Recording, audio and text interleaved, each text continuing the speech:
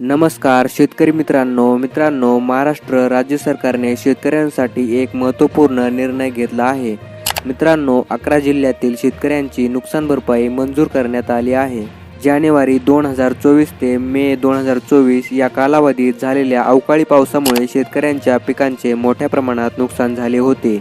या नुकसानीची भरपाई करण्यासाठी राज्य सरकारने 596 कोटी रुपयांचे पॅकेज जाहीर केले आहे।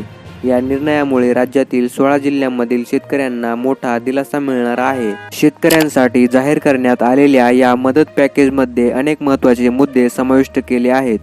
प्रत्येक शेतकऱ्याला कमाल 3 हेक्टर पर्यंतच्या जमिनीसाठी नुकसान भरपाई मिळणार आहे। या मदतीचा लाभ घेण्यासाठी शेतकऱ्यांकडे आधार कार्डशी संलग्न असलेले बँक खाते असणे अनिवार्य आहे। सरकारने पारदर्शकता राखण्यासाठी थेट लाभ डीबीटी पद्धतीने शेतकऱ्यांच्या खात्यात जमा केला जाणार आहे, ज्यामुळे मदतीची रक्कम थेट शेतकऱ्यांच्या खात्यात जमा होईल।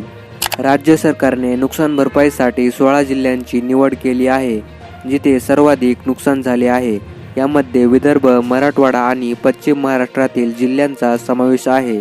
विदर्भातील जिल्ह्यांमध्ये अमरावती, अकोला, यवतमाळ, बुलढाणा, वाशिम, गोंदिया, नागपूर, भंडारा, चंद्रपूर आणि गडचिरोली या जिल्ह्यांचा समावेश आहे।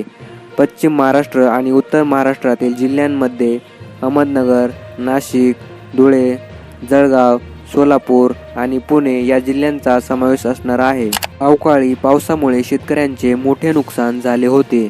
अनेक शेतकऱ्यांचे संपूर्ण पीक वाया गेले होते। यामुळे त्यांच्यासमोरील पुढील हंगामासाठी बियाणे, खते आणि इतर शेती साहित्य खरेदी करण्यासाठी मोठे आव्हान उभे राहिले होते।